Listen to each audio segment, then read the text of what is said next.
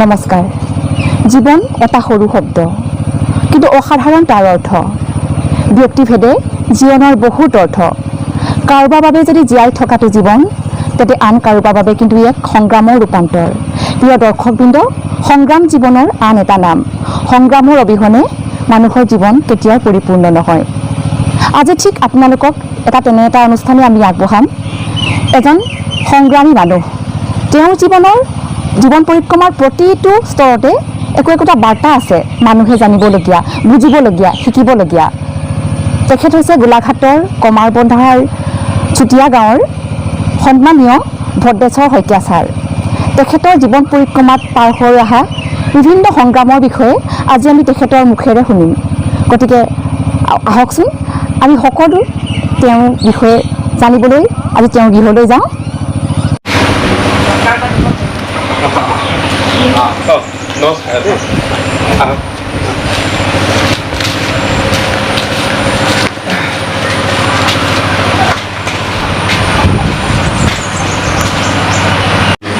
এয়া তেখেতৰ গৃহত আহি আমি উপস্থিত হলোহি। মোৰ কাষত বহি আছে সন্মানীয় ভদ্ৰেশ্বৰ শইকীয়া ছাৰ। গতিকে স্বাগতম জনাইছো আপোনাক গ্ৰামাঞ্চলৰ টুকুৰা বাৰ্তালৈ। মোৰ লগত আছে আমাৰ ইউটিউব চেনেল গ্ৰামাঞ্চলৰ টুকুৰা বাৰ্তাৰ আন এজন উদ্যোক্তা ৰঞ্জিত বৰা। নমস্কাৰ ছাৰ, আজি আমি আপোনাৰ লগত কিছু বাৰ্তালাপ কৰিম, কিন্তু তাৰ আগতে ৰঞ্জিত দাই দৰ্শকসকলক উদ্দেশ্যি দুটামান আপোনাৰ বিষয়ে কথা ক'ব বিচাৰিছে। আচলতে ছাৰৰ লগত মোৰ আজিৰ সম্পৰ্ক বা আজিৰ চিনাকি নহয়, আজি প্ৰায় 10-15 বছৰ এটা চিনাকি আৰু এটা ভাল সম্পৰ্ক আছে। আৰু ছাৰৰ লগত মই আজৰি পালেই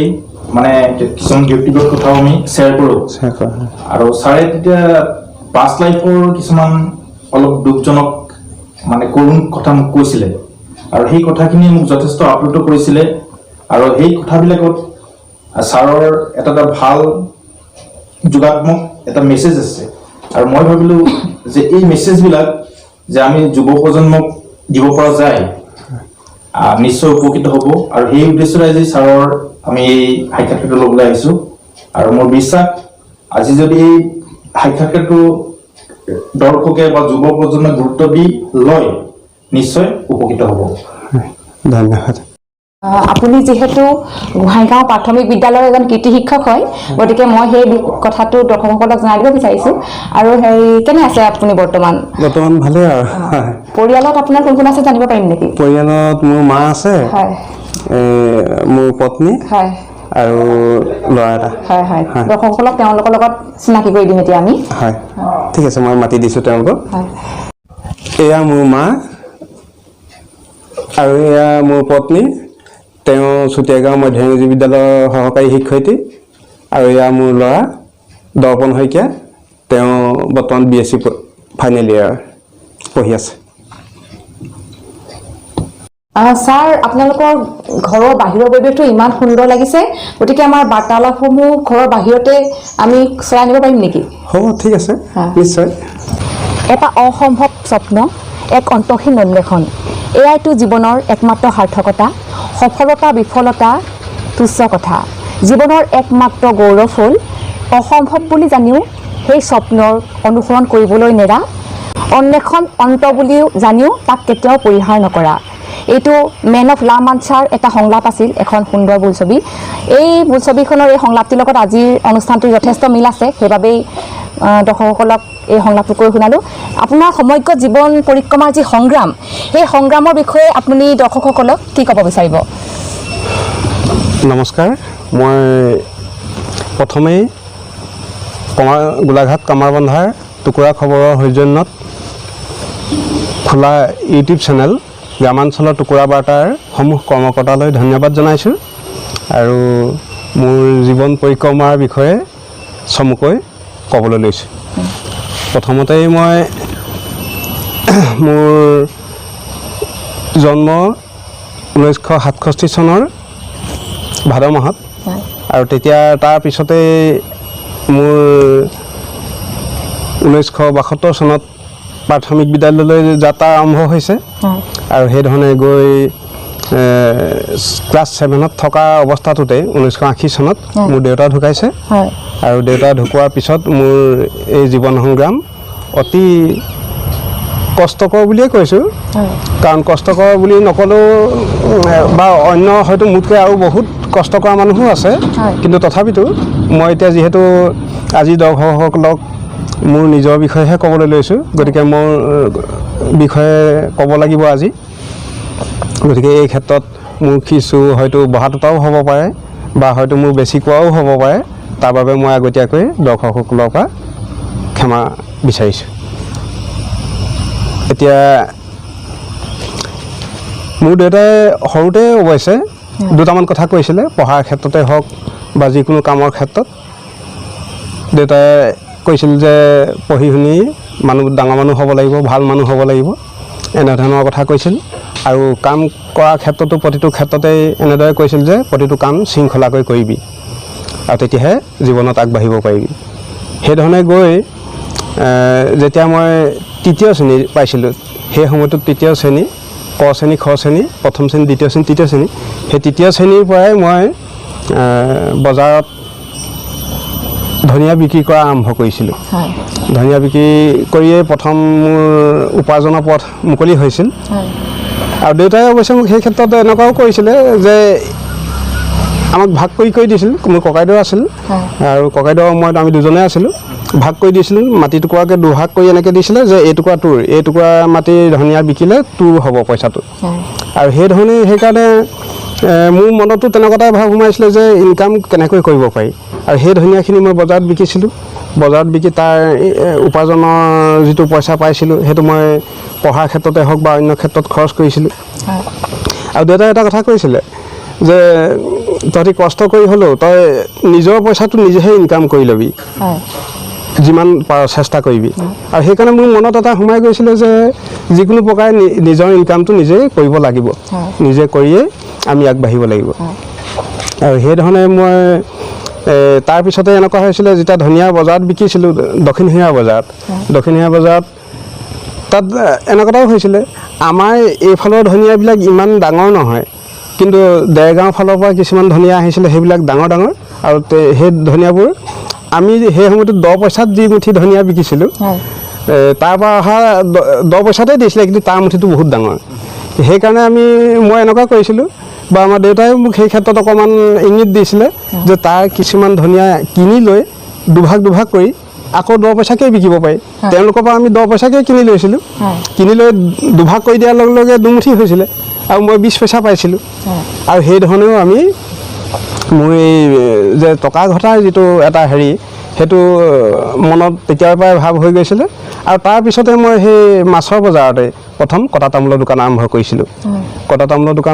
কৰিছিলোঁ আৰু সেই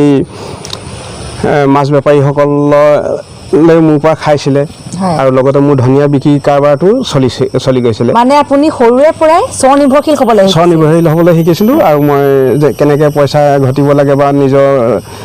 দৰকাৰত খৰচ কৰিব লাগে সেই ভাৱটো মোৰ জাগ্ৰত হৈছিলে হয় আপুনি মানে পিতৃৰ ওপৰত আপুনি কেতিয়াও ভৰসা কৰি থকা নাছিল যে তেওঁ কিবা এটা কৰিব আপুনি সৰুৰে পৰা মানে যত্ন কৰিছিল যাতে আপুনি নিজেই কিবা এটা কৰিব পাৰোঁ আৰু দেউতাই হয়তো কেতিয়াবা এনেকৈ ধৰণে কৈছিলেহে তই ভাড়া ঘৰত আছোঁ বুলিও ধৰি ল তেতিয়া দৰকাৰ হ'লে মোক ভাড়াও দিব লাগিব সৰুতেই তাৰমানে এনেকুৱা এটা ভাৱ কৰি দিছিলে যে আৰু কিতাপ কিনি দিছোঁ মই কিতাপৰ দামো তই দিব লাগিব আৰু গতিকে ঘৰত থকা ভাড়াও দিব লাগিব গতিকে তই টকা ইনকাম কৰিব লাগিব তেতিয়া তই পঢ়িবও লাগিব টকাও ইনকাম কৰিব লাগিব আৰু আগবাঢ়ি যাব লাগিব আৰু মোৰ মনত সেইকাৰণে সেই ভাৱটো তেতিয়াৰ পৰাই জাগি উঠিছিলে আৰু মই সেইকাৰণে পঢ়াটো কোনোদিন এৰি দিয়া নাছিলোঁ কাৰণ দেউতাৰ মুখৰ পৰাই শুনিছিলোঁ যে পঢ়িলে ডাঙৰ মানুহ হয় গতিকে মই পঢ়াটো চলাই যোৱাৰ লগতে পইচা ইনকামটো কেনেকৈ কৰিব লাগে মই তেতিয়াৰ পৰাই পইচা ইনকাম কৰাৰ চিন্তাটোও কৰিছিলোঁ আৰু সেইধৰণে গৈ কটা তামোলৰ দোকান দিওঁতে তাত যিখিনি বস্তু বিক্ৰী হয় বা থাকি যায় সেই সময়টোত এতিয়া অৱশ্যে অলপমান ক'বলৈ বেয়া হয় নিষিদ্ধ বস্তু যেনেকৈ বিড়ি চিগাৰেট এইবিলাক বস্তু আজিকালি প্ৰায় নচলা হৈছে কিন্তু সেই সময়টোত বিড়ি চিগাৰেট এইবিলাক চলিছিলে আৰু সেইবিলাক মই ঘৰতো আনি ৰাখিছিলোঁ ঘৰৰ ওচৰ চুবুৰীয়া মানুহেও কিনি নিছিলে মোৰ পৰা আৰু এটা আমি ক্লাছ 7ত থাকোঁতে ক্লাছ তৃতীয় শ্ৰেণীৰ পৰাই তৃতীয় শ্ৰেণীৰ পৰাই মই সেইখিনি কাম কৰিছিলোঁ আৰু তাৰপিছত গৈ গৈ যেতিয়া দেউতা 7ত থাকোঁতে দেউতা ঢুকালে আৰু ঠিক সেই সময়টোতে ছাত্ৰ সন্থা আন্দোলন পূৰা চলিছে মানুহৰ বা আমাৰ ছাত্ৰ ছাত্ৰীখিনি পঢ়া শুনাৰ ক্ষেত্ৰত অলপ খেলি মেলি হৈ গৈছে আৰু সেই বছৰটোত মই তেতিয়া 7ত আছোঁ 80 চন তাৰপিছত দেউতা ঢুকোৱাৰ পিছতো আগতকৈ আৰু সেই সময়টোত দেউতা ঢুকোৱাৰ আগমুহূৰ্তলৈকে মই যে পইচা ইনকাম কৰিছিলোঁ আচলতে মইতো ইমান খৰচ যিমানটো ইনকাম হৈছিলে ইমানটোতো মোৰ খৰচ নহৈছিলে সেই কথাটো এটা অলপ ৰখাল কাহিনী সেই সময়টোত পইচা চুঙাত থয় চুঙাত নতুন নতুন যিকেইটা পইচা পাওঁ বজাৰত সেই পইচাকেইটা চুঙাত ভৰাই কাগজেৰে মেৰিয়াই চুঙাটো আকৌ কি কৰোঁ উভতাকৈ পানী নোসোমোৱাকৈ উভতাকৈ ঘৰৰ খেৰৰ মাজত সোমোৱাই থওঁ সেইধৰণে পইচা ৰাখি গৈছিলোঁ আৰু সেইধৰণে যাওঁতে কেইটা চুঙা হৈছিলে মই হিচাপ কৰা নাছিলোঁ কিন্তু যেতিয়া 7ত থাকোঁতে দেউতা যেতিয়া ঢুকাইছে ঢুকাওঁতে মই তেতিয়া উলিয়াই চাইছোঁ সেই সময়টোতে মোৰ 2600 কিমান টকা মোৰ জমা হৈছে গতিকে সেই সময়টোত 2600 কিমান টকাটো বহুত টকা আৰু যিটো টকাই মই দেউতা ঢুকোৱাৰ আগমুহূৰ্তত আমাৰ ঘৰৰ মাটি বা বন্ধকত আছিল বন্ধকত গৈছিলে আৰু অন্য ধৰণেও কেইবাজন মানুহৰ ওচৰত মোৰ আমাৰ দেউতাৰ ধাৰ লাগিছিলে সেই ধাৰখিনি মাৰি মই মোৰ সেই মুহূৰ্তত মই সেই সাঁচতীয়া পইচাৰে মই মোৰ তাৰমানে ধাৰ মাৰি মোৰ মানে ঋণ মুক্ত হৈছিলোঁ আমাৰ দেউতাৰ ঢুকোৱাৰ পিছত আপোনাৰ মানে দায়িত্বটো বাঢ়িলে লগতে পঢ়ি থাকিবলগীয়া হৈছে এতিয়া আপোনাৰ সেই সময়ছোৱাত আপোনাৰ যিখিনি অভিজ্ঞতা বা যিখিনি আপুনি মানে সমস্যাৰ সন্মুখীন হৈছিল কেনেকৈ কি ধৰণৰ সন্মুখীন হৈছিল অলপ দৰ্শকক ক'লে ভাল হ'ব ঠিক আছে বাৰু সেইখিনি কথাটো ক'ব খুজিছোঁ দেউতা ঢুকোৱাৰ পিছত মোৰ জীৱন পৰিক্ৰমা আৰু বেছিহে কষ্টকৰ হৈ আহিল বা বেছি দায়িত্ব বাঢ়ি গ'ল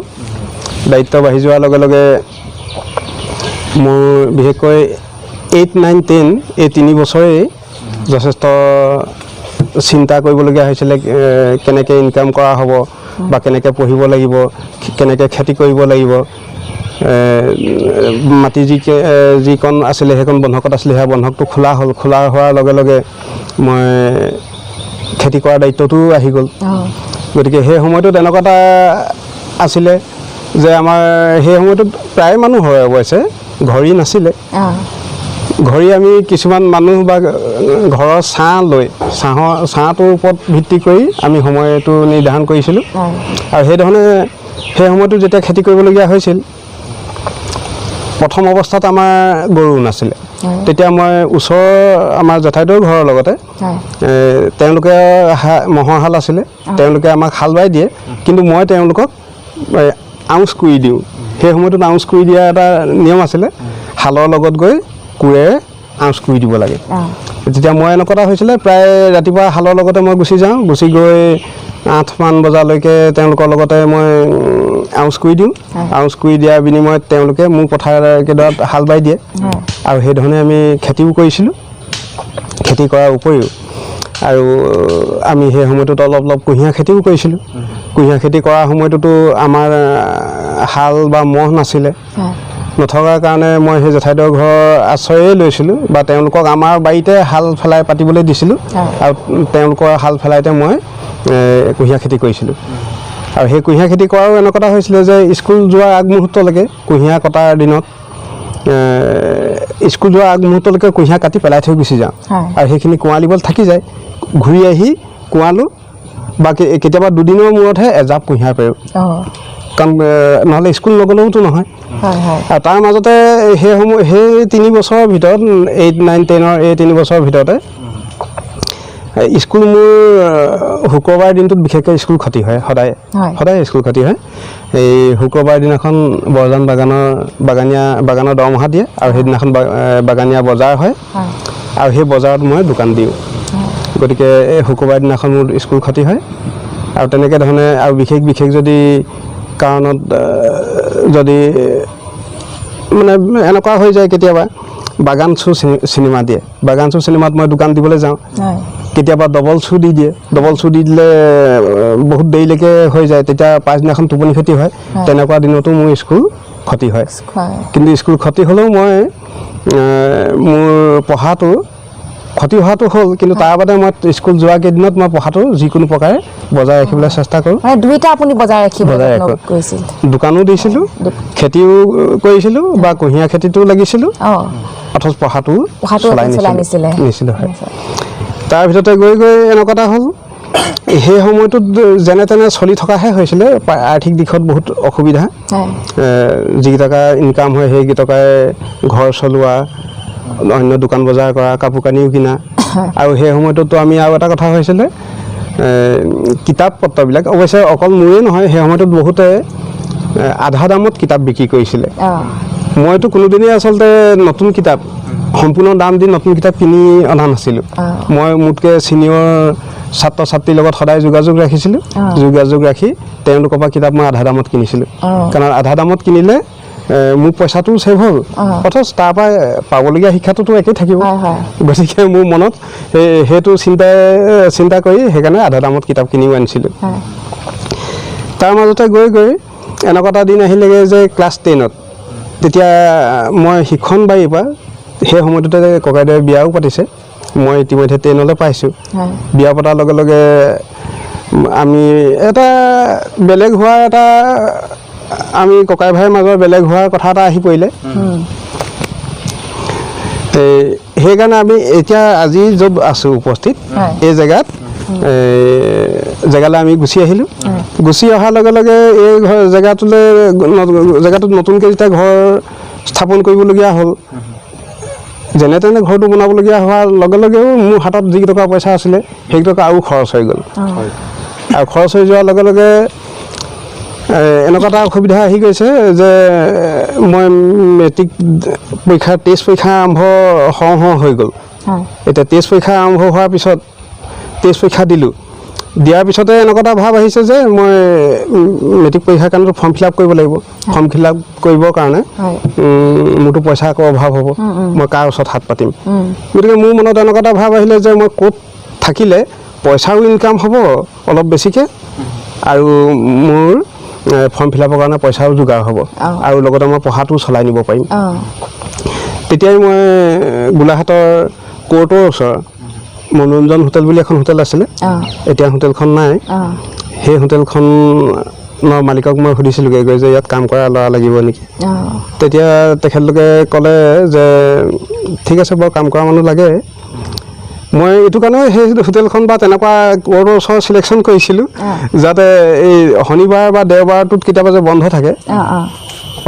অফিচ বন্ধ হোৱাৰ লগে লগে হোটেলো বন্ধ হয় বা বন্ধ নহ'লেও এদিনৰ কাৰণে হ'লেও দেওবাৰটো ছেফ পাম কিন্তু বজাৰৰ মাজৰ হোটেলবোৰ আকৌ সদায় খোলা থাকে গতিকে বজাৰৰ মাজত মই সেই সুবিধাটো নাপাম সেইকাৰণে মই সেই হোটেলৰ মালিকক যেতিয়া সুধিলোঁ তেখেতে ৰাখিম বুলি ক'লে কোৱাৰ পিছত মই সেই হোটেলতে কাম কৰিছিলোঁ অৱশ্যে এই 3 বছৰ যে 8, 9, 10 তাৰ মাজৰ কিছুমান বাৰত মই চাইকেল মিস্ত্ৰীও কৰিছিলোঁ সেই কথাখিনি কল থাকিয়ে গৈছিলে মই তথাপিতো এতিয়া আকৌ কৈছোঁ দক্ষিণিঙাৰ এখন চাইকেল দোকান এতিয়া সেই দোকানখন আছে কিন্তু মানুহজন নাই দীপক দাস বুলি এজন বেংগলী মানুহৰ চাইকেলৰ দোকান আছিলে সেই দোকানখনত মই আপুনি কি কৰিছিল তাত মই বেছিকৈ মিস্ত্ৰী কামটো কৰিব পৰা নাছিলোঁ যদিও মোক খুলিবলৈ লগায় আৰু হাজিৰা এটা দিয়ে আৰু খোলা মেলা তাৰপৰা দেখোঁতে যেনিবা প্ৰথমতে সেই সময়টোত মই কৈছোঁ বাৰু কিমান বছৰ বয়সত এইটো 9-10 8 বছৰটো গ'ল 8 যোৱাৰ পিছতে 9-10ত মই চাইকেল মিস্ত্ৰী কৰিছোঁ আৰু এনেকুৱা এটা কৰিছিলোঁ তাত দেওবাৰ দিনটোতো মোৰ দোকান থাকে কটা তামোলৰ দোকান দিওঁ গতিকে সেই সময়টোত দোকান দিওঁ কাৰণে অন্য যি বন্ধ দিন পৰে সেই বন্ধ দিনত মই চাইকেলৰ দোকানলৈ যাওঁ সেই দোকানীজনৰ লগত মই পাতি লৈছিলোঁ তেখেতে কৈছিলে যে হ'ব তাৰমানে আচলতে সেই চাইকেল মিস্ত্ৰীজন আমাৰ দেউতাৰ দিনৰো চিনাকি যেতিয়া আমাৰ দেউতা ঢুকোৱাৰ কথাও গম পালত তেখেতেও মোৰ প্ৰতি অলপমান হেৰি কৰিলে কৰাৰ লগে লগে মই যেনিবা যেতিয়া তেওঁক কৈছোঁ যে মই দেওবাৰ দিনাখনতো কটা তামোলৰ দোকান দিওঁ, গতিকে দেওবাৰ দিনটোত নাহি অন্য বন্ধ বাৰত আপোনাৰ ইয়াত কাম কৰিবলৈ আহিব পাৰিম নেকি, স্কুল বন্ধ হ'লে মই আহিম, যি কাম দিয়ে তাকে কৰিম। আৰু তেখেতে অৱশ্যে পৰাপক্ষত দেওবাৰহে মাতিছিলে, কিন্তু মই কৈছোঁ যে দেওবাৰ দিনটোত আহিলে আকৌ দেওবাৰ দিনটো মোৰ দোকানখন থাকিব নহয়, গতিকে দেওবাৰ দিনটো নাহি মই অন্য বন্ধ বাৰত আহিম, আপুনি কাম কিছুমান ৰাখি থ'ব, মই সেই বন্ধ দিনত কাম কৰি দিম। তাৰপিছত সেইধৰণে কৰি কটা তামোলৰ দোকান দিছিলোঁ দক্ষিণসিঙীয়া বজাৰ, যিখন গৰু বজাৰ হয়, গৰু বজাৰত আমাৰ কমাৰবন্ধাত এতিয়াও হোটেল আছে, পুনৰ হোটেল বুলি কয়, পুনৰ হোটেল। সেই পুনৰ দেউতাকৰ নাম আছিলে দণ্ডী হোটেল বুলি কয়। আৰু বামুণগাঁও ৰাইডিঙা বামুণগাঁও নাথৰ হোটেল বুলি এখন হোটেল আছিলে, সেই দুইখন হোটেল ওচৰা ওচৰি, আৰু সেই দুইখন হোটেলৰ মই মাজতে কটা তামোলৰ দোকান দিছিলোঁ। আৰু গৰু বজাৰত যথেষ্ট সেই সময়টোত কটা তামোলৰ দোকানত বিক্ৰীও হৈছিলে। ছাৰ হেৰি যিটো গুড় বিকাৰ কথা মোক কৈছিলে যে বৰহুলাত, সেইটো হায়াৰ ছেকেণ্ডেৰী পিৰিয়ডত। মই এতিয়া এইখিনি কথা কৈ আছোঁ 8, 9, 10 গোটেই 3 বছৰৰ কথাটো সাঙুৰি কৈ আছোঁ, কিন্তু তাৰপিছতে এতিয়া মই বিশেষকৈ 10ৰ বছৰটোৰ কথাটো ক'ব খুজিছোঁ, বা বিশেষকৈ 9ৰ বছৰটোত মোক এজন শিক্ষকৰ কথাই অলপমান মোৰ মনত প্ৰেৰণাও দিছিলে। বা মই এতিয়া মোৰ নিজৰ শিক্ষাগুৰু সকলো শিক্ষাগুৰুলৈকে মই এই মুহূৰ্তত মই শ্ৰদ্ধা নিবেদন কৰিছোঁ, কিন্তু তাৰ ভিতৰতে বিপুল হাজৰিকা ছাৰ সেই সময়টোত প্ৰথম কমাৰবন্ধা হায়াৰ ছেকেণ্ডেৰীত জইন কৰিছিলেহি। জইন কৰাৰ লগে লগে তেখেতে বিজ্ঞানৰ পঢ়াইছিলে। বিজ্ঞান পঢ়াওঁতে যেতিয়া আমাৰ পৰীক্ষা হৈ গ'ল, ছমহীয়া পৰীক্ষা, মোক ছাৰে কমন ৰুমলৈ মাতি কৈছিলে যে ভদেশ্বৰ শইকীয়াক মাতিছে বুলি কৈছিলে, চকীদাৰ আগত কৈ পঠিয়াইছিলে। আৰু তেতিয়া মই ছাৰ ৰুমলৈ আহিছোঁ, আহোঁতে মই খুব ভয়কৈ আহিছোঁ, কাৰণ ছাৰে মাতিছে বুলি কৈছে, বিপুল হাজৰিকা ছাৰে মাতিছে বুলি কৈছে, আৰু লগে লগে মোৰ এনেকুৱা এটা ভাৱ হৈছিলে যে বিপুল হাজৰিকা ছাৰে সেই সময়টোত শকত ডাঙৰ আৰু ফিজিকেলি ফিটনেছ, গতিকে তেখেতৰ মাতিছে, মোৰ মানে ভয়ত আচলতে ছাৰৰ ৰুমলৈ আহিবলৈ ভয় লাগিছিলে। কিন্তু তথাপিতো ছাৰে আহি যেতিয়া ছাৰৰ ওচৰ পালোহি, ছাৰে তেতিয়া কৈছিলে যে ভদেশ্বৰ শইকীয়া তুমি ঠিক আছে বোলে, তোমাৰ পঢ়া ভালেই হৈছে, পৰীক্ষাত ভাল নম্বৰে পাইছা, কিন্তু মই সেই সময়টোত অলপ চোকা নহয়, বেছি চোকা আছিলে পৰিশিলে দেই, তাৰপিছতে দিগন্ত হাজৰিকা, তেনেকৈ আৰু 2-4জন আছিলে। তাৰপিছতে মোৰ নামটো যেতিয়া পৰিছে, ছাৰে যেতিয়া মোক মাতি পিনি কৈছে যে তোমাকো মই সেইকাৰণে চিনাকি হ'বলৈ মাতিছোঁ, গতিকে মই পঢ়াই আছোঁ যদিও ক্লাছত মই তোমাৰ নামটো ইমান ভালকৈ প্ৰথম ধৰিব পৰা নাই, গতিকে পৰীক্ষাৰ বহীখনত ভাল নম্বৰ পাইছা আৰু এই ধৰণে ভাল ধৰণে পঢ়া শুনা কৰিবা। তেতিয়াহে মই অলপমান ভয়টো কমিছে, নহ'লে প্ৰথমতে তেতিয়া উৎসাহ পাইছিলোঁ। কিন্তু ছাৰৰ সেই কথাষাৰে মোক এতিয়াও মনত প্ৰেৰণা যোগাই থাকে। আৰু ছাৰেও এটা সময়ত কিবা এটা কথাত, ছাৰ তেতিয়া স্কুলৰ পৰা ওলাই গৈ আকৌ বেংকৰ চাকৰি পালে, বেংকৰ চাকৰি কৰি তেখেতে নগাঁৱত আছিলে। মই ছাৰৰ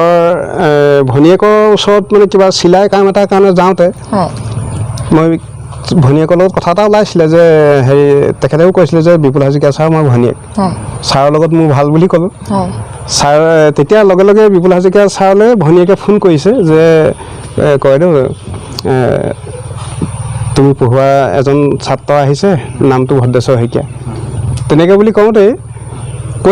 ভনীয়েকে ফোনটো ৰাখিলে, ৰাখি পিনি কি ক'লে সুধিছোঁ, বোলে নহয় কয়দেউ বিলিয়ন ছাত্ৰ বুলি কৈছে, মোৰ প্ৰিয় বোলে বিলিয়ন ছাত্ৰ এনে বুলি ভনীয়েকক কৈছে। কিন্তু সেই কথাষাৰ তেতিয়াও মোৰ সেইকাৰণে ছাৰৰ প্ৰতি যিটো ভাল ভাৱ আছিলে, সেই ভাল ভাৱটো সেই তেতিয়াও প্ৰকাশ পাইছে আৰু এতিয়াও আছে। বা যি কি নহওক, এতিয়া তাৰপিছতে মই হোটেলত যে কাম কৰিবলৈ গৈছিলোঁ, টেষ্ট পৰীক্ষা দিয়ে মই হোটেলত কাম কৰিবলৈ গুচি গ'লোঁ। কাৰণ তেতিয়া মোৰ মনত এটা ভাৱ আছিলে যে টেষ্ট পৰীক্ষাত পাছ কৰাৰ পিছতেই ফৰ্ম ফিল আপ হ'ব, ফৰ্ম ফিল আপ হোৱাৰ লগে লগে ফৰ্ম ফিল আপ কৰিবৰ কাৰণে মোক খৰচা লাগিব, গতিকে মই হোটেললৈ গুচি গ'লোঁ। আৰু মই মনতে এইটো ভাবিছোঁ যে টেষ্ট পৰীক্ষা হৈ গ'ল যেতিয়া, এতিয়া মই মেট্ৰিক পৰীক্ষাৰ কাৰণে সাজু হৈ পঢ়িব লাগিব, আৰু সেই সময়ছোৱাত সেইকাৰণে মই অন্য কাম কিছুমান বাদ দি লৈছোঁ। লাগিলে হোটেলতে কাম কৰিম, কিন্তু অন্য দোকান বজাৰ কিছুমান যি কটা তামোলৰ দোকান, সেইবোৰ সেই 3 মাহমান সময় মই বাদ দিবলৈ বিচাৰিছোঁ। কাৰণ টেষ্ট পৰীক্ষা হোৱাৰ পৰা প্ৰায় 3 মাহমানৰ পিছতেই মেট্ৰিক পৰীক্ষাটো হয় তেতিয়া, গতিকে মই সেই সময়টোতে অন্য দোকান বাদ দি পিনি যাতে একান্ত মতে পঢ়িবও পাৰোঁ আৰু পইচাও ইনকাম হয় সেইকাৰণে হোটেললৈ গুচি গ'লোঁ হোটেলত গৈ যেতিয়া মই পৰিৱেশ দেখিছোঁ আচলতে তাত পঢ়া শুনা ল'ৰাটো নাথাকে গতিকে পঢ়া পৰিৱেশটো একেবাৰে নাথাকে হুলস্থুলীয়া পৰিৱেশ আৰু বহুত দেৰিলৈকে আড্ডা পিটি থাকে মই সেইকাৰণে ৰাতিটো তেওঁলোক 10-12 বজালৈকে হুলস্থুল কৰি থাকে বা কিবা কিবি কৰি থাকে কিন্তু মই মনতে ভাবোঁ যে কেনেকৈ 10 মান বজা বা 10:30 ভিতৰত টোপনি যাব পাৰোঁ যেন তেনে 10-10:30 ভিতৰত মই টোপনি যাবলৈ চেষ্টা কৰোঁ বা 11 ভিতৰত টোপনি যাওঁ আৰু মই প্ৰায় 2:30 মান বজাত উঠোঁ তেওঁলোক তেতিয়া টোপনিত লালকাল আৰু তেতিয়া মই পঢ়া আৰম্ভ কৰোঁ আৰু সেই তেতিয়া যেতিয়া পঢ়া আৰম্ভ কৰোঁ লাইট এটা জ্বলাই লওঁ ৰুমটোত আৰু মই যে কিতাপ নি থৈছোঁ মোক কিতাপ কাপোৰৰ মোনাতহে কিতাপ আছিলে তাততো বাকচ বুলিবলৈ নাই মোনা এটা থাকে সেই মোনাটোৰ মাজতে কিতাপ আছিলে আৰু সেই কিতাপখন মই এনেকুৱা কৰোঁ যে সপ্তাহত মই কেতিয়াবা দেওবাৰে ঘৰলৈ আহোঁ এই ঘৰলৈ আহোঁতে কিতাপ সলনি কৰি লৈ যাওঁ আগৰ কেইখনমান কিতাপ থৈ যাওঁ আকৌ বেলেগ কিতাপ কেইখনমান লৈ যাওঁ তেনেকৈ পঢ়িছিলোঁ ৰাতি তেতিয়া পঢ়ি থাকোঁতে কাৰিকৰজনে যিজন কাৰিকৰ গুৱাহাটীৰ কাৰিকৰ এজন আছিলে গুৱাহাটীৰ কাৰিকৰজনে ভাবিছিলে যে এই ল'ৰাটোৱে ৰাতি উঠি কি কৰে গতিকে তেওঁ মনে মনে আহি মই কিতাপ পঢ়ি থকা অৱস্থাত পাছফালৰ পৰা মোক যেতিয়া মনে মনে চাইছিলেহি তেতিয়া মোক সুধিছে কি কিতাপ পঢ়িছ বুলি মই তেতিয়া চক খাই গৈছোঁ মানে এনেকুৱা এটা হৈছে তেওঁ যে পিছফালৰ পৰা চাই আছেহি মই ক'ব নোৱাৰোঁ কিন্তু তেখেতে আচলতে এনকুৱাৰী কৰিছিলে তাৰপৰা মই তেতিয়াহে কৈছোঁ যে মই স্কুলৰ কিতাপ এখন তই কোন স্কুল তই কি পঢ়ি আছ নেকি তেতিয়াহে মই কৈছোঁ যে এইবাৰ মই মেট্ৰিক দিম তেতিয়া কৈছোঁ তই মেট্ৰিক দিবি আৰু তই ইয়াত হোটেলত কাম কৰিবলৈ আহিছ আৰু তই এই কথাটো তোৰ আজিলৈকে কোৱা নাই যে মই কেনেকৈ ক'ম ইয়াত ক'লে মানেতো আৰু নহ'ব মই মনে মনেহে পঢ়িছোঁ গতিকে ক'লে মানেতো আৰু হয়তো ইয়াত মোক হোটেলত কাম কৰিবলৈও নলগাব বা হোটেলৰ মালিকক প্ৰথমতে যদি ক'লোহেঁতেন মই পঢ়ি আছোঁ এইবাৰ মেট্ৰিক দিম গতিকে তেওঁলোকে কামত মোক জইন কৰিবলৈকে নিদিলেহেঁতেন গতিকে মই নাই কোৱা আৰু মই পঢ়িহে আছোঁ মনে মনে ঠিক আছে তই বৰ ভাল কাম কৰিছ তই কিন্তু তেতিয়াহ'লে তোৰ যদি পঢ়াৰ প্ৰতি ইমানেই হেৰি আছে তই পঢ়াটো নেৰিবি যিদিনাখন কাৰিকৰে কথাটো গম পোৱাৰ লগে লগে পিছদিনাখন মালিকক ক'লে মালিকে পিছদিনাখন জনাৰ পিছত মোক হোটেলত কাম কৰিবলৈ নালাগে তুমি ভালকৈ ঘৰত পঢ়াগৈ এনেকৈ বুলিও কৈছিলে কিন্তু মইহে ক'লোঁ যে মই কটা তামোল দোকান দি মেলিও আগতে পইচা ইনকাম কৰিছিলোঁ এতিয়াতো মই সেইখিনি দোকান বন্ধ কৰি থৈ আহিছোঁ এই 3 মাহ মই দোকান নিদিওঁ গতিকে এতিয়া যদি মোক পঠিয়াই দিয়ে মোৰ অসুবিধাহে হ'ব গতিকে মই ইয়াতে আপোনাৰ কাম কৰিম মই টেষ্ট পৰীক্ষাৰ ৰিজাল্ট দিলেই মই গুচি যাম তাৰপিছত ফৰ্ম ফিল আপ কৰিমগৈ এই 1.5 মাহ দিন মোক ইয়াত ৰাখক তেতিয়া মালিকে ৰাখিলে ৰখাৰ পিছত তেতিয়া মাহেকত মোক 100 টকাকৈ দিছিলে মই আহিবৰ সময়ত ফৰ্ম ফিল আপ কৰিবৰ সময়ত ফৰ্ম ফিল আপ সেই সময়ত 135 টকা নে কিমান আছিলে অলপ মই পাহৰি গৈছোঁ তথাপিতো 135 টকামান আছিলে মালিকৰ পৰা মই 200 টকা লৈ আহিছোঁ আৰু 200 টকা লৈ আহিছোঁ আৰু এইটো কৈ থৈ আহিছোঁ যে মই মেট্ৰিক পৰীক্ষা দিয়েই আকৌ মই 2 মাহমান পৰীক্ষাৰ ৰিজাল্ট দিয়ালৈকে আপোনাৰ ইয়াত হোটেলত কাম কৰিম গতিকে আপুনি পইচাটো বাৰু মই আপুনি দিছে যদি মই ধাৰলৈ এইটো ধাৰ মাৰি দিম তেখেতে এইটোৱে কৈছে যে হ'ব তই যা মুঠতে ভালকৈ পঢ়িবি আৰু এই 1.5 মাহ পঢ়িবি 1.5 মাহে সময় পাবি গতিকে এই 1.5 মাহ ভালকৈ পঢ়ি পৰীক্ষা দি আকৌ আহিবি তাৰপিছত আৰু এই পৰীক্ষাটো যেন তেনে দিলোঁ দিয়াৰ সেই সময়ছোৱাত মই সেই 1.5 মাহৰ ভিতৰতে মই ইংৰাজীটো আৰু অংকটোত কিছু অলপ হেৰি আছিলে অসুবিধা আছিলে সেই কথাটো দেৱেশ্বৰ গগৈ ছাৰৰ ওচৰত মই ক্লাছ লৈছিলোঁ কেইদিনমান আৰু তেতিয়াই দেৱেশ্বৰ গগৈ ছাৰেও ভালকৈ শিকাইছিলে আৰু কৈছিলে ভায়েক জয়নাথ গগৈ ছাৰ তেখেত অংক টিচাৰ গতিকে ছাৰে কৈছিলে যে অংকৰ তোমাৰ যদি কিবা অংকৰ অসুবিধা থাকে আমাৰ ভাইটোক ক'বা আৰু ভাইটোৱে তোমাক চাই দিব গতিকে সেই 1.5 মাহমান মই ছাৰৰ ওচৰত জয়নাথ ছাৰৰ ওচৰত অংকটো লৈছিলোঁ আৰু যেনিবা দেৱেশ্বৰ গগৈ ছাৰৰ ওচৰত ইংৰাজীটো সেইধৰণে গৈ পৰীক্ষাটো দিলোঁ পৰীক্ষা দিয়েই মই আকৌ হোটেললৈ গুচি গ'লোঁ কাৰণ হোটেলত ধাৰ মৰা কথাটোতো আছেই আৰু এটা কথা যেনেকৈ ভাবিছিলোঁ এতিয়া হয়তো মোৰ ক'বলৈ অলপ হেৰি লাগে আমাৰ ঘৰতকৈ হোটেলৰ খাদ্যটো মই ভাল পাইছিলোঁ কাৰণ ঘৰত আচলতে এতিয়া ইমান ভালকৈ খাবলৈতো নাপাইছিলোঁ সেইকাৰণে মই দ্বিতীয়বাৰ ভাবিলোঁ যে হোটেললৈকে যাওঁ হোটেলত ধাৰটোও মাৰিব লাগিব আৰু হোটেলত অলপমান থকা এই পিৰিয়ডটোত অলপমান স্বাস্থ্য উন্নত কৰিব লাগিব আৰু মোৰ এটা মনত ভাৱ এটা জাগি উঠিছিলে যে মই ডিফেন্সত গুচি যাম অঁ আৰু সেইধৰণে মই আকৌ সেই যিখন হোটেলত কাম কৰিছিলোঁ হোটেলৰ মালিকৰ ভায়েকজন হয় ডিফেন্সত কাম কৰিছিলে তেওঁ দিল্লীত কৰিছিলে সেই সময়টোত আৰু সেই মেট্ৰিক দিয়াৰ পিছতে যেতিয়া মই আকৌ হোটেললৈ গুচি গ'লোঁ তেখেতো মাজত কেতিয়াবা হোটেললৈ আহিছে ছুটীত আহিছিলে সেই ক'ৰবাত হয় ছুটীত আহোঁতে হোটেলত মোৰ সৈতেও চিনাকি হৈছিলে কথা বতৰা পাতিছিলে আৰু মালিকে তেতিয়া ককায়েকে চিনাকি কৰি দিছে এওঁ যে মেট্ৰিক পৰীক্ষা দিছে এবাৰ আৰু এনেকৈ কষ্ট কৰি পঢ়িছে ৰাতি উঠি পঢ়ে গতিকে তেতিয়া ভায়েকে ক'লে যে ভাবিছিলে যে মই হয়তো পাছ কৰিম 3rd ডিভিজনত বা ফেইল কৰিবও পাৰোঁ সেইকাৰণে তেখেতে কি কৰিছিলে যে ঠিক আছে তোমাক মই এবাৰ ছুটীত 2 মাহৰ ছুটীত আহিছোঁ ছুটীত মই গ'লে মানে তোমাক দিল্লীলৈ লৈ যাম মোৰ তাত অফিচাৰৰ লগত ভাল আছে তাত তোমাক মই ডিফেন্সত ভৰ্তি কৰি দিম আৰু ময়ো খুব আশাৰে মই পঢ়াৰ ৰিজাল্ট কি হ'ব মই সেইটোলৈ চাই থকা নাই মই ভাবিছোঁ যে এইবাৰ ডিফেন্সত হ'লেও হ'ব মই কিবা এটা চৰকাৰী চাকৰি পাম আৰু সেইকাৰণে খুব মই সেই পিৰিয়ডটোত হোটেলত থকা পিৰিয়ডটোত খুব এক্সাৰচাইজ দৌৰ এইবোৰ মাৰি সেইবোৰ যে ইণ্টাৰভিউত পাছ কৰিব লাগিব সেইকাৰণে মই টাউনৰ ভিতৰতে পকাৰলীয়া দৌৰিছিলোঁ আৰু এক্সাৰচাইজ কৰিছিলোঁ স্বাস্থ্য অলপ আৰু ভাল কৰিবৰ কাৰণে গৈ এটা সময়ত তাতে থাকোঁতে মেট্ৰিকৰ ৰিজাল্ট ওলালত মোৰ সেই সময়টোত এইফালৰ মোৰ লগৰ বন্ধু দুজনৰ কথাও মনত পৰে কমাৰ বৰা চুকৰ মনোজ বৰা আৰু তাতকৈ অলপ আগলৈ ভূপেন ৰাজখোৱা সেই দুজনে মোক হোটেলতে ৰিজাল্ট দিছেগৈ আৰু মেট্ৰিক পাছ কৰা ৰিজাল্ট দিছেগৈ আৰু কৈছে যে বহুত ভাল হৈছে আমিতো বোলে 3rd ডিভিজনতহে পাছ কৰিছোঁ আৰু তই বোলে 2nd ডিভিজনে আৰু বোলে পাৰ্চেণ্টেজটো বহুত ভাল মাত্ৰ 4 নম্বৰহে 1st ডিভিজনলৈ কমিলে তাতে ৰিজাল্ট দিছে আৰু লগতে এনেকুৱাও হৈছিলে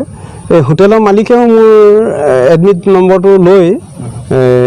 গোলাঘাট গভটত ৰিজাল্ট চাব পাৰি সেই সময়টোত গোলাঘাট গভটত ৰিজাল্ট লৈ আহি আচলতে হোটেলত পাৰ্টি আৰম্ভ কৰি দিলে কাৰণ মই তেতিয়া পাৰ্টি বা এইবোৰ কথা একো নাভাবোঁ কিন্তু হোটেলৰ মালিকে মোৰ হৈ কেইবাজনকো পাৰ্টি দিছে আৰু মহকুমা পৰিষদত তেতিয়া এজন মানুহ আছিলে দেৱেন গগৈ বুলি সেই দেৱেন গগৈয়ে সেই হোটেলখনতে বাকিলে খায় প্ৰথম তেখেতকে মাতি আনিছে দেৱেন গগৈ বোলা এজনকে দেৱেন গগৈক মাতি আনি কৈছে যে এয়াতো কথা জানি নহয় এবাৰ মেট্ৰিক পৰীক্ষা দিছিলে নহয় ৰিজাল্ট দিছে আৰু বোলে এনেকৈ ধৰণে পাছ কৰিছে 1st ডিভিজনলৈ মাত্ৰ 4 নম্বৰহে কমিছে তেতিয়া দেৱেন গগৈ কৈছে যে বৰ ভাল ৰিজাল্ট গতিকে মই তুমি বোলে এইবোৰ হেৰি কৰিবই নালাগে তুমি স্কুলৰ টিচাৰ যোগ্য গতিকে চিধাই দেৱেন গগৈয়ে সেই সময়তো মহকুমা পৰিষদৰ সচিবক মোক চিনাকি কৰি দিছেগৈ আৰু তাৰপিছতে DI অফিচ DI মই তেতিয়া কোন মই নাম চিনি নাপাওঁ কিন্তু DI জনকো চিনাকি কৰি দিছেগৈ যে এওঁ আমাৰ হোটেলতে কৰে কাম কৰে গতিকে তাৰমানে আমাৰ হোটেল বুলিয়ে কৈছে দেৱেন গগৈয়ে কাৰণ তাত বাকী খাই যেতিয়া তাৰমানে সেই ঘৰুৱা নিচিনাকৈ ঘৰুৱা টাৰ্মছত গতিকে এওঁক আপোনালোকে স্কুলৰ পোষ্টত যেন তেনে দিব আৰু মেট্ৰিকত এনেকুৱা পাৰ্চেণ্টেজ হৈছে কিন্তু তেতিয়া সেই DI জনে এটা কথাই কৈছে যে ভাল হৈছে তুমি আৰু অলপ পঢ়া কাৰণ তোমাৰ এতিয়া আকৌ বয়স নাই হোৱা গতিকে তাৰমানে তুমি স্কুলত পাবলৈ হ'লে 18 বছৰ হ'ব লাগিব তেতিয়া মোৰ 18 নাই হোৱা কাৰণ মেট্ৰিক পাছ কৰিছোঁহে গতিকে মোৰ মনত আকৌ এটা ভাৱ সোমালে সেইখিনি চিনাকি কৰি দিছে তেখেতলোকে সেইখিনি হৈছে কিন্তু মোৰ মনত ভাৱ হৈছে যে মই আকৌ চাকৰিৰ কাৰণে 2 বছৰমান ৰ'ব লাগিব গতিকে মোৰ চাকৰি নহ'ব গতিকে মই ভাবিছোঁ যে নাই ডিফেন্সত যোৱাটোৱে উত্তম হ'ব আৰু যেতিয়া ৰিজাল্ট ওলোৱাৰ পিছত সেই হোটেলৰ মালিকৰ ভায়েকজন ডিফেন্সৰ ছুটি কাটি যাবলৈ ওলাইছে আৰু তেখেতে যেতিয়া গম পাইছে যে মই মেট্ৰিকত এনেকৈ পাছ কৰিছোঁ তেওঁ মোক ক'লে যে তোমাক এতিয়া মই ডিফেন্সত ভৰ্তি নকৰোঁ কাৰণ এতিয়া এই সময়টোত যদি তোমাক মই ভৰ্তি কৰি দিওঁ কাৰণ এতিয়া এই সময়টোত আচলতে মেট্ৰিক ফেইল কৰা ল'ৰা বা 3rd ডিভিজন পাছ কৰা ল'ৰা ছোৱালীবোৰহে তাৰমানে ডিফেন্সলৈ যায় কিন্তু তোমাৰ এতিয়া ইমান ভাল পাৰ্চেণ্টেজ কৰিছা তোমাক যদি মই ডিফেন্সত ভৰ্তি কৰি দিওঁ পাছত মানুহে বোলে মোকে দুখিব সেইটো বুলি কৈ তেখেতেও আৰু মই বোলো নহয় মোৰ অন্য নালাগে কিন্তু মোক চাকৰি এটা বৰ প্ৰয়োজন কাৰণ আপুনি পাৰিলে মোক লৈ যাওকচোন তেতিয়া তেওঁ কৈছে তেখেতে এইটোৱে ক'লে যে এইবাৰ মই নিদিওঁ ঠিক আছে তোমাক মই আকৌ ছুটীত আহিম নহয় তেতিয়াহে নিম তেতিয়া নিবলগীয়া হ'লেও নিম কিন্তু এতিয়া এইবাৰ তুমি অলপ পঢ়াৰ কথাটো চিন্তা কৰাচোন আৰু অন্য মানুহৰ লগতো তুমি হেৰি কৰি লোৱা সেইটো বুলি কৈ তেখেতটো গুচি গ'ল কিন্তু মোৰ এনেকুৱা এটা হ'ল মই ডিফেন্সত যোৱা যিটো মনৰ ভাৱ আছিলে মই সেই ৰিক্ৰুটিং অফিচলৈ অহা যোৱা কৰিলোঁ ৰিক্ৰুটিং অফিচলৈ 7 দিনমান অহা যোৱা হ'ল 7 দিন মানে একেৰাহে নহয় এসপ্তাহ সময়ত এদিনমানকৈহে পৰে বেলেগ বেলেগ তাৰিখত যাব লাগে আৰু মই সেই ৰিক্ৰুটিং অফিচত ক্লাৰ্ক কাম হাবিলদাৰ পোষ্টত হেৰি দিলোঁ, ইণ্টাৰভিউ দিলোঁ। ৰানিং, জাম্পিং, স্বাস্থ্য পৰীক্ষা, ৰিটন টেষ্ট এইখিনি গোটেইখিনি হৈ গ'ল। হৈ যোৱাৰ পিছত ৰিজাল্টটো ওলালে, কিন্তু ৰিজাল্ট ওলোৱাৰ আগতে এখন কাগজ আহে আমাৰ ঘৰলৈ, সেই কাগজখন লৈ তালৈ যাব লাগে। যিটো তাৰিখত যাব লাগে সেইটো তাৰিখত মই কাগজখন নাপালোঁ। আৰু ডাকঘৰত খবৰ কৰি কেইবাদিনো খবৰ কৰিছোঁ যে ডেট পাৰ হৈ গ'লগৈ, তালৈ যোৱাৰ যিটো তাৰিখত মাতিছিলে সেই ডেট পাৰ হৈ গ'ল, আৰু সেই কাগজখন মই নাপালোঁ। তাৰপিছত মনতে খুব দুখ লাগিলে যে মোৰ ডিফেন্সত যোৱাও নহ'লগৈ। তাৰপিছতে কাগজখন তাৰ কেইদিনমানৰ পিছত কাগজখন পাইছোঁ, এনভেলপত আহিছে। এনভেলপটো কিন্তু কাৰোবাৰ হাতৰ যেন প্ৰভাৱ পৰিছে, তাত দাগি হৈ আছে। তাৰপিছত তথাপিতো আৰু সেয়া ডিফেন্সত যোৱাটো বাদ দি মই কমাৰবন্ধা হায়াৰ ছেকেণ্ডেৰীতে আকৌ হায়াৰ ছেকেণ্ডেৰীটো পঢ়াৰ চিন্তা কৰি কমাৰবন্ধা হায়াৰ ছেকেণ্ডেৰীতে এডমিশ্যন ল'লোঁ। এতিয়া আহিছোঁ, সেয়া মেট্ৰিক পাছ কৰাৰ পিছত কমাৰবন্ধা হায়াৰ ছেকেণ্ডেৰীতে মই এডমিশ্যন ল'লোঁ। এতিয়া হায়াৰ ছেকেণ্ডেৰী পিৰিয়ডটোত মোৰ আকৌ ব্যৱসায় বেলেগ কৰিবলৈ আৰম্ভ কৰিলোঁ, সেয়া হ'ল গুড়ৰ ব্যৱসায়। আৰু হায়াৰ ছেকেণ্ডেৰীত থকা পিৰিয়ডটোতে আকৌ মই এই যে চাইকেল দোকানখনৰ কথা কৈছিলোঁ, চাইকেল দোকানখনত এবাৰ দেওবাৰেও মই কাম কৰিবলৈ ধৰিলোঁ। আমাৰ ইয়াতে হেৰি কৰিছিলে দক্ষিণ হিৰাত। তেতিয়া তাৰমানে হায়াৰ ছেকেণ্ডেৰীত থকা পিৰিয়ডটোত মই কটা তামোলৰ দোকানখন ইতিমধ্যে বাদ দিছিলোঁ, আৰু সেইখন আকৌ ঘূৰাই আৰম্ভ নকৰিলোঁ। সেইকাৰণে মনত অলপ এইবাৰ ভাৱটো আহিলে যে স্বনিৰ্ভৰশীল কি কৰিলে হ'ব পাৰি। এতিয়া চাইকেলৰ দোকানখনৰ যদি মই চাইকেল ভাল কৰিবলৈ শিকি লওঁ, তেতিয়াহ'লে হয়তো মই ভৱিষ্যতে চাইকেল দোকান দি হ'লেও নিজৰ পথটো, ইনকামৰ পথটো অনুকূল কৰিব পাৰিম। সেইকাৰণে মই চাইকেলৰ দোকানত আকৌ সোমালোঁ। দেওবাৰ দিনটো আৰু অন্য বন্ধ বাৰত চাইকেলৰ দোকানত মই কাম কৰোঁ, আৰু সোমবাৰ দিনাখন মই বৰহোলালৈকে গুড় নিওঁ। আৰু আচলতে দেওবাৰ দিনাখন মই বজাৰত গুড় কিনিও ৰাখোঁ, আৰু আমাৰ ওচৰতো কুঁহিয়াৰ খেতি আছিলে, বা কোনোবা এটা সময়ত মোৰ নিজৰ ঘৰৰ কুঁহিয়াৰ খেতিও, তাৰ গুড়খিনিও মই বৰহোলালৈকে মুঠতে 5খন দোকান বন্দবস্ত কৰি লৈছিলোঁ। সেই 5খন দোকানত আৰু তেতিয়া প্ৰায় 20 কেজি মানকৈ এটা ঢেলা থাকে, ঢেলা গুড়। সেই 20 কেজি 5টামান চাইকেলত লাদি লওঁ, প্ৰায় 1 কুইণ্টেলমান লৈ লওঁ। লৈ 1 কুইণ্টেল 10 কেজি এই 5খন দোকানত মই গুড় দিওঁ। আৰু তেতিয়া সেই সময়টোত ইয়াতকৈ প্ৰায় 1-1.5 টকাৰ ডিফাৰেঞ্চ আছিলে। গতিকে 1 কুইণ্টেল মই বিকা মানে 100 টকা লাভ হয়। আৰু তেনেকৈ মোৰ সেইটো কথাত কি হয়, সপ্তাহত 4বাৰ যাওঁ, মাহেকত 4বাৰ যাওঁ, সপ্তাহত এদিনকৈ। গতিকে মাহেকত মোৰ 400 টকা বা 500 টকা সেইধৰণে ইনকাম হয়। গতিকে মোৰ সেই সময়টোত অলপমান হায়াৰ ছেকেণ্ডেৰী সময়ছোৱাত চাইকেলৰ কামটো আৰু গুড়ৰ এই দুটা চলাই গৈছে। আৰু সেই সময়টোতে আৰু ঘাট প্ৰতিঘাত বহুত আছে, আৰু হয়তো মোৰ স্কুলতো কেইবাটাও ঘাট প্ৰতিঘাত হৈছে। স্কুলত মই ৰেগুলাৰ স্কুল হায়াৰ ছেকেণ্ডেৰীত নাথাকোঁ কাৰণে ছাত্ৰই হওক বা শিক্ষকে হওক, মোক কেইবাজনো শিক্ষকে আপত্তি দিছে যে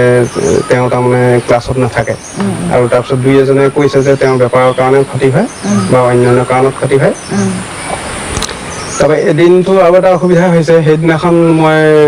বৰহোলাৰ পৰা ঘূৰি আহোঁতে বতৰ বেয়া আছিলে, দেৰি হৈছে। স্কুলত সোমাওঁতে মোৰ দেৰি হৈছিলে। সেই সময়তো প্ৰিন্সিপাল ছাৰ, ফিৰোজ আলী ছাৰে গেট বন্ধ কৰি দিছিলে। কিন্তু গেট বন্ধ কৰি দিয়া সময়টোত মই মানে গৰু বান্ধি নিয়া বস্তা-চস্তাবিলাক সেই সময়টোত গজাননৰ দোকান আছিলে, গজাননৰ দোকানত থৈ আৰু খুব খৰখেদাকৈ গৈছোঁ মই স্কুলত সোমাবলৈ, আৰু ঘামত টেপাতে হৈ গৈছোঁ, ঘাম ওলাই গৈছে। ছাৰে সেই সময়টোত আকৌ ষ্টিক ধৰে যে শিক্ষক ছাত্ৰ কোনো তাৰমানে সময় পাৰ হোৱাৰ পিছত সোমাব নোৱাৰিব, গেট বন্ধ কৰি দিছিলে। গেট বন্ধ কৰি দিওঁতে মই ছাৰহেঁত সোমাবলৈ সৰু গেট এখন আছিলে, সেই গেটখনেদি মই সোমাবলৈ যাওঁতে মোক চকীদাৰক পঠিয়াই প্ৰিন্সিপাল ছাৰে মাতি আনিছে। আৰু মই তেতিয়া ঘামত, আৰু প্ৰিন্সিপালে মতাৰ লগে লগে মোৰ মনত এনেকুৱা এটা ভাৱ আৰু বেছিহে হৈ গ'ল যে আজি ছাৰে মোক পিটিব বা হয়তো স্কুলৰ পৰা মোক উলিয়াই দিব, যে তেনেকৈ সেইফালেদি সোমাই যোৱাৰ কাৰণে। যি কি নহওক, তেতিয়া মই লগে লগে আহিছোঁ, আহি ছাৰক কথাটো কৈছোঁ। ফলত ছাৰে কৈছে যে ঠিক আছে বাৰু, তুমি বহুত ভাল কাম কৰিছা, তুমি ইমান কষ্ট কৰিও যে পঢ়াটো চলাই আছা, সেইকাৰণে মই তোমাক ভালেই পাইছোঁ। কিন্তু তথাপিতো পৰাপক্ষত তুমি সময়মতে স্কুলত সোমাবা। মই তেতিয়া ছাৰক কৈছোঁ যে বিশেষকৈ সোমবাৰ দিনটোত মোৰ অলপ অসুবিধা হ'ব পাৰে, তাৰ বাদে অন্য যিকেইদিন স্কুললৈ আহোঁ সেইকেইদিনত বাৰু মই সময়মতে আহিম। সেইটো বুলি কৈ ছাৰৰ ওচৰতো স্বীকাৰোক্তি দিছোঁ, দি ক্লাছলৈ গৈছোঁ। গতিকে তেনেকুৱা ধৰণৰ আৰু বহুত হৈছে আৰু সেই সময়ছোৱাত মোৰ এনেকুৱা এটা প্ৰতিটো কামতে এনেকুৱা এটা টাইম টেবুল এতিয়া ছাবজেক্টটো বেলেগ বেলেগ আৰু এটাইবোৰ ক্লাছ মই কৰিব নোৱাৰোঁ কেতিয়াবা ইংৰাজী ক্লাছ থাকি যায় অসমীয়া ক্লাছ থাকি যায় মই তাৰমানে এনেকুৱা এটা হয় সেইখিনিও ঘৰত মই কৰিবলগীয়া হয় বা পঢ়িবলগীয়া হয় উপৰঞ্চি সেইখিনি কৰোঁতে এনেকুৱা হয় মোৰ টাইম টেবুলটো এনেকুৱা ধৰণে মিলাই লওঁ যাতে মই এটা ছাবজেক্টটো যাতে বাদ পৰি নাযায় আৰু মই তাৰ মাজতে ৰাইজক যি কৰোঁ তেতিয়া সেই মই পঢ়ি থকা পিৰিয়ডতো ৰাইজক সহায়ো কৰোঁ ৰাইজৰ লগতো মই থাকোঁ কোনো বিয়া সকামত সেই সময়তো ৰভা দিয়াৰ ছিষ্টেমটোহে আছিলে পেণ্ডেল দিয়াৰ ছিষ্টেম নাছিলে গতিকে সেই ৰভা পৰ্দা দিয়া মেলা মানুহ মৰিলে খৰি দিয়ালৈকে সেইখিনি কামতো মই সদায় অংশগ্ৰহণ কৰোঁ আজি কি নহয় সেইধৰণে গৈ গৈ আৰু মোৰ শেষত এনেকুৱা এটা হয় ৰাতি 10 চাৰে 10ৰ ভিতৰত মই শুওঁ আৰু 3 মান বজাত উঠোঁ আৰু শোৱাটো মোৰ 4.5 ঘণ্টা 5 ঘণ্টাহে মই শুওঁ শুই আকৌ তাৰ ৰাতিপুৱালৈকে প্ৰায় 5-6 বজালৈকে 2:30 বজা বা 3 বজাৰ পৰা 5-6 বজালৈকে সেই 2 ঘণ্টামান মই ৰেগুলাৰ যিকোনো এটা ছাবজেক্ট পঢ়োঁ আৰু সেইকণেই মোৰ পঢ়াৰ আচল সময় তাৰ বাদে বাকীকণ সময় হয় মোৰ বিজনেছৰ কথাত নহ'লে ৰাইজৰ কথাত এনেকৈ পাৰ হয় এই চাকৰিটো আপুনি হাই ছেকেণ্ডেৰী পাছ কৰাৰ পিছত পঢ়ি থাকোঁতে পাইছিলে আপুনি হায়াৰ ছেকেণ্ডেৰী পাছ কৰাৰ পিছত সেই সময়টোতো এনেকুৱা এটা আছিলে হায়াৰ ছেকেণ্ডেৰী বা মেট্ৰিক হায়াৰ ছেকেণ্ডেৰী চবতে 40% এবভ হ'লে মানেহে LP স্কুলত বা ME স্কুলৰ কাৰণে এপ্লিকেশ্যন কৰিব পাৰে গতিকে সেই সময়টোত মই ইণ্টাৰভিউ দিছিলোঁ আৰু সেই সময়টোতে 87 চনত 86 চনত প্ৰথম নতুন গণপৰিষদ দলৰ নতুন চৰকাৰ হৈছে আৰু সেই সময়তে তেখেতলোকে এডভাৰটাইজ দিছে এডভাৰটাইজ দিয়াৰ লগে লগে মই সেই আবেদন কৰিছোঁ আবেদন কৰি ইণ্টাৰভিউ দিছোঁ ইণ্টাৰভিউ দি চাকৰি লিষ্ট ওলাইছে লিষ্টখন ওলাওঁতেও লিষ্টখনৰ তাৰমানে তেতিয়া পঞ্চায়তৰ আজি লিষ্ট ওলাইছিলে আমাৰ কমৰবন্ধা পঞ্চায়তখন তেতিয়া বৰ ডাঙৰ পঞ্চায়ত আছিলে এতিয়াতকৈ এতিয়া 3খন হ'ল গোটেই কমৰবন্ধা পঞ্চায়তখনৰ ভিতৰত মোৰ লিষ্টখনৰ 1 নম্বৰতে আছিল আৰু সেইকাৰণে সেই সময়টোত হয়তো মোৰ নিচিনা পাৰ্চেণ্টেজৰ ল'ৰাই পঢ়িহে আছিলে চাকৰিৰ কাৰণেতো বেছি হেৰি কৰা নাছিলে সেইকাৰণে মোৰ নামটোৱে প্ৰথম আছিলে আৰু লগে লগে 87 চনত মোৰ এপইণ্টমেণ্ট হৈছে 87 চনৰ পৰা চাকৰি আৰম্ভ হ'ল আৰু ইতিমধ্যে মই সেই সময়টোত ডিগ্ৰীত এডমিশ্যন লৈ ডিগ্ৰী পঢ়িও আছিলোঁ আৰু ডিগ্ৰীটো তাৰপিছতহে কমপ্লিট হৈছে ছাৰ আপুনি শিক্ষকতাৰ লগতে ৰাইজৰ বাবেও বিভিন্ন ধৰণে সহায় সহযোগিতা আগবঢ়াইছে বুলি আমি জানো এই ৰাইজৰ বাবে কাম কৰাৰ যিটো স্পৃহা এই স্পৃহাটো আপুনি আচলতে আমাৰ জীৱনত আপুনি যিমানখিনি প্ৰত্যাহ্বানৰ সন্মুখীন হৈছিলে সেইসমূহৰ পৰাই পাইছিলে নে কি বুলি ক'ব বিচাৰে আপোনাৰ যে ৰাইজৰ প্ৰতি কাম কৰা যিটো মন সেই মনটো মানে আচলতে আপুনি কিয় ইমান ভাল পায় ৰাইজক সহায় কৰি ঠিক আছে মই এতিয়া এইখিনিতে আৰু এষাৰ কৈ লৈছোঁ লগতে যে মই হায়াৰ ছেকেণ্ডেৰীত থকা পিৰিয়ডটোতে মই নিজেও অন্য ল'ৰা ছোৱালীক টিউশ্যন লৈছিলোঁ টিউশ্যন লৈ তাৰ পৰাও ইনকাম এটা কৰিছিলোঁ তাৰপিছতে আকৌ হিন্দী পঢ়িছিলোঁ মই সেই সময়টোতে হিন্দী পঢ়ি হিন্দী কবিটো পাছ কৰিলোঁ কবিত পাছ কৰাৰ পিছতে আকৌ প্ৰচাৰক হৈ প্ৰচাৰক হিচাপেও মই কাম কৰিছিলোঁ আৰু হিন্দীও টিউশ্যন কৰি ইনকাম কৰিছিলোঁ তাৰপিছতে আকৌ এনেকুৱা এটা হ'ল যে মই নিজে যিহেতু ইমানখিনি কষ্ট কৰি বা ইনকাম কৰি যেনেকৈ মই আগবাঢ়ি গৈ আছোঁ সেইকাৰণে মোৰ এনেকুৱা এটা হয় অন্য মানুহৰ প্ৰতি মোৰ অন্য মানুহেও যেন কষ্টত মোতকৈ মই কষ্ট কৰিছোঁ যদিও মই নিজে কিবা এটা উপায় উলিয়াই লৈছোঁ মোৰ কষ্ট হৈছে যদিও কিন্তু অন্য মানুহে যেন কষ্ট কৰি সেইধৰণে উপায় উলিয়াব পৰা নাই নেকি মোৰ সেই মনটো সদায় থাকে আৰু সেইটো কাৰণে মই অন্য দুখীয়া মানুহকেই হওক বা দুখীয়া ল'ৰাকেই হওক এতিয়াও পঢ়া শুনা অন্য কিতাপ পত্ৰই হওক বহি কিনি দিয়াই হওক বা আৰ্থিক সাহায্য দিয়াই হওক এইখিনি দিশত মই এতিয়াও সহায় সহযোগ কৰি যাওঁ আৰু অকল ছাত্ৰ ছাত্ৰী বুলিয়ে নহয় যিখিনি অলপমান দুখীয়া মানুহ আছে দুখীয়া মানুহখিনিকো মই যে আগত এটা সময়ত দুখ কষ্টত ভুগি আহিলোঁ সেইকাৰণে এতিয়া দুখীয়া মানুহখিনিক মই অলপমান নিজে দৰদীভাৱে চাওঁ দুখীয়া মানুহৰ কাৰণে মই যেনে দৰদী সেই ভাৱটো মোৰ মনত থাকে আৰু সেইকাৰণে মই দুখীয়া মানুহখিনিক এতিয়াও সহায় কৰোঁ বিভিন্ন ধৰণে এতিয়াও সহায় কৰি আহিছোঁ আৰু তাৰ উপৰিও এতিয়াও মই ৰাইজৰ কাৰণে বা অন্য মানুহক সহায় কৰিবৰ কাৰণে এতিয়াও প্ৰতিদিনেই 2-3 ঘণ্টা বা 4 ঘণ্টা সময় ৰাইজৰ কাৰণে যায় বুলিয়ে ক'ব পাৰি আৰু আনকি এতিয়া এই মুহূৰ্তটোতো কোভিডৰ সময়ছোৱাটো আমাৰ ওচৰৰ 2জনমান যুৱক গৈ চেন্নাইত আছে তেওঁলোকো অহা আহিব পৰা নাই, তেওঁলোকৰ পইচা নাইকিয়া হৈছে, তেওঁলোকক ফোনে যোগাযোগ কৰিবলগীয়া হৈছে বা তেওঁলোকক ফোনত পইচা ভৰাই দিবলগীয়া হৈছে বা তেওঁলোকৰ একাউণ্টত পইচা ভৰাই দিবলগীয়া হৈছে, এনেকুৱা ধৰণৰ কামখিনি কৰিও মই তেওঁলোকক সহায় কৰি দিছোঁ। এইসমূহ কামৰ মাজেৰে আচলতে আপুনি মানসিক প্ৰশান্তি লাভ কৰে। মানসিক প্ৰশান্তি লাভ কৰা হয়। আৰু মই যেন তেওঁলোকে বিপদত পৰিছে, মই তেনেকুৱা বিপদত নিজে উদ্ধাৰ হৈ গৈছোঁ, নিজে উদ্ধাৰ হৈছোঁ, কিন্তু তেওঁলোকে যেন উদ্ধাৰ হ'ব পৰা নাই, মই তেওঁলোকক সহায় কৰি দিলে তেওঁলোকে অকণমান সকাহ পাব, এই ভাৱটো মোৰ সদায় থাকে। আৰু সেইকাৰণে মই যি পাৰোঁ সহায় কৰি যাওঁ। আৰু তাৰ উপৰিও মই বিভিন্ন ৰাজহুৱা অনুষ্ঠান প্ৰতিষ্ঠানৰ লগতো জড়িত হৈ আছোঁ।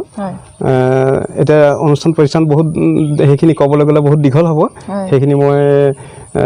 থুলমূলকৈ কৈ দিবলৈ বিচাৰিছোঁ বাৰু। যেনেকৈ ধৰি লওক উদাহৰণস্বৰূপে চুতীয়া গাঁও অৰুণজ্যোতি যুৱক সংঘ, অৰুণজ্যোতি মহিলা সমিতি, তেনেকৈ ধৰণে আৰু আছে অৰুণজ্যোতি চিত্ৰকলা বিদ্যালয়, এই এনেকুৱা ধৰণৰ বহুতখিনি অনুষ্ঠানৰ লগত মই জড়িত হৈ আছোঁ আৰু সেইখিনি কাৰণেও কাম কৰি আছোঁ। তাৰ লগতে আকৌ বোলে নহয় অকল সেই ৰাজহুৱা অনুষ্ঠানেই নহয়, সাহিত্য সংস্কৃতিৰ দিশতো কেইবাখনো স্মৃতি গ্ৰন্থ, স্মৰণিকা বা এনেকুৱাবিলাকৰো সম্পাদনা কৰি আহিছোঁ আৰু ৰাইজক সহায় কৰাখিনিতো লগতে কৰি গৈছোঁৱেই। ছাৰ,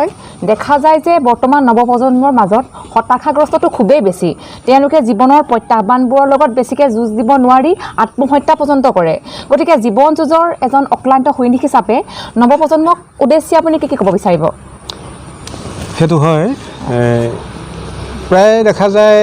তেওঁলোকে সাধাৰণ বিফলতা আহোঁতেই বা সাধাৰণ কষ্ট অনুভৱ কৰোঁতেই তেওঁলোকে হতাশ হৈ পৰে। কিন্তু মই তেওঁলোকক উদ্দেশ্যি এটাই ক'ব বিচাৰোঁ যে জীৱন যুঁজত প্ৰত্যেকেই নিজকে এজন অক্লান্ত সৈনিক হিচাপে ভাবি ল'ব লাগে, আৰু যিটো মই নিজেও ভাবি লৈছিলোঁ যে মই নিজে এজন জীৱন যুঁজৰ অক্লান্ত সৈনিক। গতিকে জীৱন যুঁজত মই কেতিয়াও হতাশ হৈ যোৱা নাছিলোঁ আৰু সদায় প্ৰতিটো প্ৰত্যাহ্বানক মুখামুখি হৈ আগবাঢ়িবলৈ চেষ্টা কৰিছিলোঁ। আৰু শেষত মই সেইকাৰণে বেছি দীঘলীয়া কৰিবলৈ বিচৰা নাই, কাৰণ জীৱন যুঁজত আৰু বহুত কাহিনী সোমাই আছে, বহুত কষ্ট অনুভৱ হোৱাৰ পৰিৱেশ পাই গৈছোঁ, সেইখিনি কৈ থাকিলে বহুত দীঘল হ'ব। গতিকে মই এতিয়া বিশেষকৈ ছাত্ৰ ছাত্ৰীসকলক মই এটাই কথা ক'ব খোজোঁ যে প্ৰত্যেকজন ছাত্ৰ ছাত্ৰীয়ে মই কোন আৰু মই কি কৰা উচিত বা মোৰ কৰ্তব্য কি, এই কথাটো মনত ৰাখিব লাগিব আৰু নিজৰ কৰ্তব্য কৰি যাব লাগিব। আৰু যিমান পাৰি কষ্টটো অলপ কৰিব লাগিবই, কষ্ট নকৰিলেতো নহ'ব। আৰু সেই অনুপাতে মই কেইটামান মহৎ লোকৰ বাণীক মই নিজেও আশ্ৰয় লওঁ বা সেইটো গুৰুত্ব দিওঁ। সেয়া হৈছে ধৰি লোৱা যে যত্ন কৰিলেহে ৰত্ন পায়, দুখ কৰিলেহে মুখ ভৰে। আকৌ কিছুমান ক্ষেত্ৰত যেনিবা সহিলে সম্পদ নহহিলে বিপদ, কিছুমান কেতিয়াবা এনেকুৱা খং উঠাৰ পৰিৱেশো আহে, কিন্তু সহ্য কৰিলে সম্পদ পোৱা যায়, নহহিলে তাৰ ফলটো সদায় বেয়ালৈহে যায়। গতিকে সহিলে সম্পদ নহহিলে বিপদ, এনেকুৱা ধৰণৰ কথা কিছুমান মই সদায় গুৰুত্ব দিওঁ। আৰু সেইটোৰ হিচাপতে মই নৱপ্ৰজন্মক সেইটো কথাই ক'ব খোজোঁ যে প্ৰত্যেকেই তেওঁলোকে নিজৰ কৰ্মক্ষেত্ৰত যেতিয়া বিফলতাৰ সন্মুখীন হ'ব বা হতাশাৰ সন্মুখীন হ'ব, তেতিয়া সহ্য কৰি তাৰ বিপৰীতে আগবাঢ়ি যাবলৈ চেষ্টা কৰিব লাগিব। দুখতে ভাগি পৰিলে নহ'ব। আৰু যিকোনো কথাত জীৱন যাত্ৰাত সদায় বিফলতা বাটে পথে পোৱা যায়েই, সেই বিফলতাক বিফল বুলি নধৰি আগবাঢ়িবলৈ চেষ্টা কৰিব লাগিব। আৰু তেতিয়া তেওঁলোকে জীৱন যুঁজত আগবাঢ়ি যাব পাৰিব আৰু জীৱনত সফলতাৰ মুখ দেখিব। এইখিনিয়ে কওঁ। আপোনাৰ লগত আজি কথা পাতি সঁচাই বহুত ভাল লাগিল। আমি অনুষ্ঠানটো ইমানতে সামৰণি মাৰিব লাগিব, গতিকে আপোনাক বহুত ধন্যবাদ জ্ঞাপন কৰিছোঁ। ব্যস্ততাৰ মাজতো গ্ৰামাঞ্চলৰ টুকুৰা বাৰ্তাক আজি আপুনি এনেকৈ অলপ সময় দিয়াৰ বাবে, ইমান সুন্দৰ কথাবোৰ, আপোনাৰ জীৱন সংগ্ৰামৰ কথাবোৰ আমাক এনেকৈ মুকলিকৈ প্ৰকাশ কৰাৰ বাবে। ময়ো মোৰ ফালৰ পৰা কমাৰবন্ধাৰ টুকুৰা বাৰ্তাৰ সৌজন্যত ইউটিউব চেনেলৰ গ্ৰামাঞ্চলৰ টুকুৰা বাৰ্তা, এই টুকুৰা বাৰ্তাৰ সমূহ কৰ্মকৰ্তা আৰু সদস্যলৈ মোৰ ফালৰ পৰাও ধন্যবাদ জ্ঞাপন কৰিছোঁ। ধন্যবাদ। প্ৰিয় দৰ্শকবৃন্দ, অনুষ্ঠানটি চাই আপুনি নিশ্চয় ভাল পালে। অনুষ্ঠানটি চাই যদি আপুনি ভাল পালে তেতিয়া লাইক কৰিব, কমেণ্টছ কৰিব আৰু আমাৰ চেনেলটো যদি এতিয়াও ছাবস্ক্ৰাইব কৰা নাই তেতিয়া ছাবস্ক্ৰাইব কৰিব বুলি আশা ৰাখিলোঁ। আৰু শেষত আমি ছাৰৰ ঘৰৰ যিটো সুন্দৰ পৰিৱেশ সেই সুন্দৰ পৰিৱেশটো আপোনালোকক দেখাই আজি এই অনুষ্ঠানটো ইমানতে সামৰি মাৰিব বিচাৰিছোঁ।